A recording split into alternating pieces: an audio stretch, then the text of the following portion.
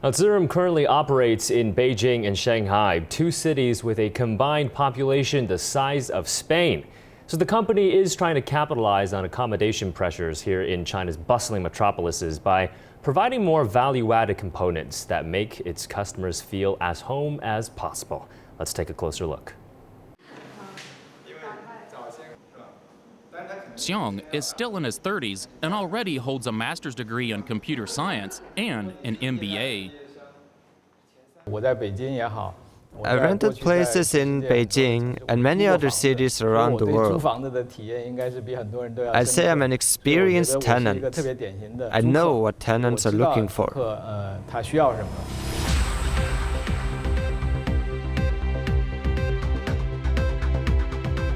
Still, not all tenants find what they are looking for. A 2013 study by Shanghai University of Finance and Economics showed that house rentals scored the lowest among 30 service categories for 3 consecutive years.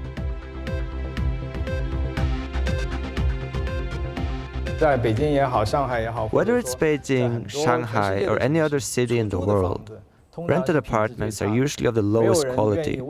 Nobody was working to provide better apartments.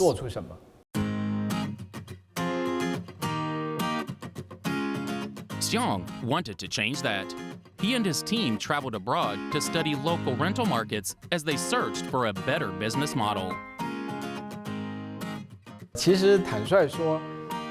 Actually, the model we use in China doesn't resemble anything abroad, because no other country has the same number of young people in need of housing. So, although there are things to be learned, we can't copy and paste. We need innovative solutions for China.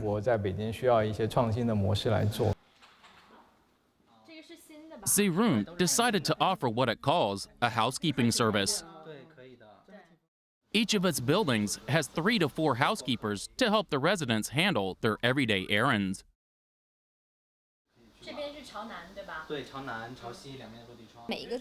Every Ziroom tenant has his or her own housekeeper.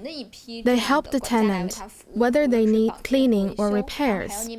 The housekeepers even help them with withdrawing their public housing funding, completing police registration, and claiming online receipts. This is all part of our service.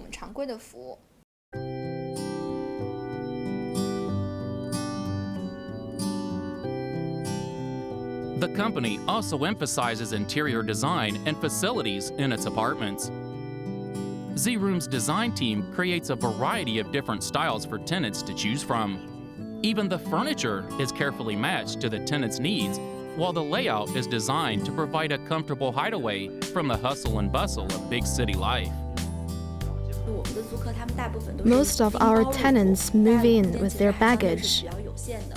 The apartments are small, so we make space for the suitcases under the beds. All the tables and chairs are movable. There's not enough space for both a dining table and a desk, so you can move the same table around.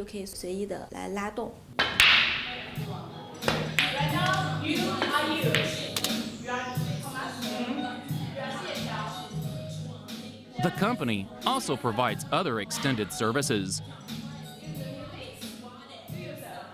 In some of Ziroom's buildings, for example, areas for entertainment and socializing are provided for free. I think it helps keep our customers loyal. If we can satisfy their various demands, we're covering a pretty big market. We are not profiting from this area of service, but rather providing it as a value-added service to attract customers. So, Professor, what are some of the core innovations of Ziroom's business model?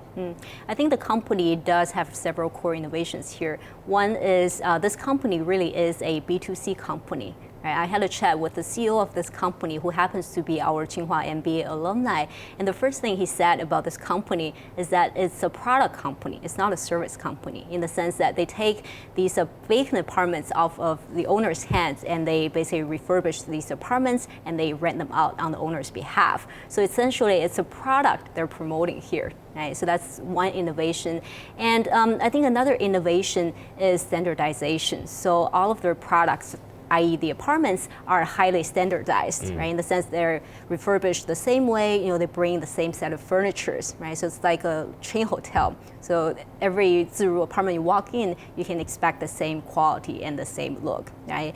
And I think another innovation is actually transparency, in the sense that what you see is what you get. There's no more fake housing information, no more fake housing photos or fake prices. And I think that's what the company is trying to achieve. And another innovation is its customer-centric mindset, in the sense that this company has been very much focused on serving its consumer needs, right? And identify what the customers really need and try to provide the kind of service that live up to their expectations.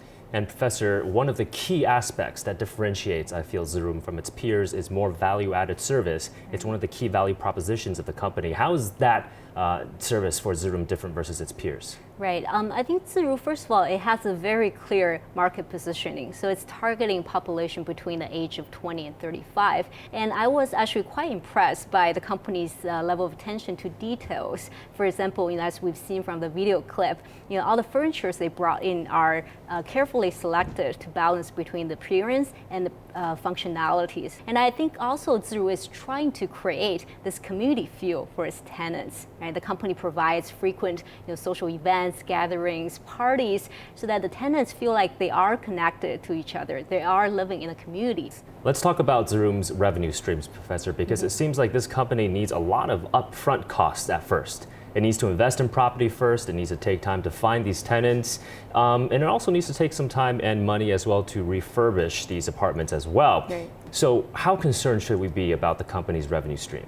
Well, Michael, I think that's a great question. But I think Ziroom's business model is such that it does require significant upfront investment. Let's take a look at the company's business model and see where this company can potentially find some revenues going forward. Yep. Right? So the first step, the entire process starts with Ziroom actually going out into the market and look for vacant apartments. And then the next step is actually for Ziroom to start furbishing these apartments, right, according to the same standard. Right? And once that's done, the next step is actually to bring in the furnitures, which is also highly standardized. And these furnitures are in fact carefully selected to balance between the appearance as well as the functionalities. And once this is all done, the next step is for Ziroom to actually, they can start renting out these apartments one by one. So this is one potential source of revenue for the company. And also after the tenant move in, Ziroom will also provide them all kinds of services, post-rental services, and the company can actually charge the clients on these services as well. So in terms of management fees, this is another potential source of revenue. Right? And if Ziroom expands quick enough and will be able to reach scalability and have a stable client base, then I think the company will be able to find more creative ways to make money. Right? So for example, they can organize social activities, they can organize all kinds of parties, so then they can bring in sponsorship, they can bring in advertisement. Right, so these are all very creative ways to make money. All right, potentially just the beginning of various revenue streams for Ziroom, I guess. That's right. All right, so now that we've looked at the business model of Ziroom and the revenue flow of the company as well, it's time to focus on what lies ahead for the company. Is Ziroom's business model truly sustainable? And how might new government policies impact the company in the future? We'll discuss all that coming up next.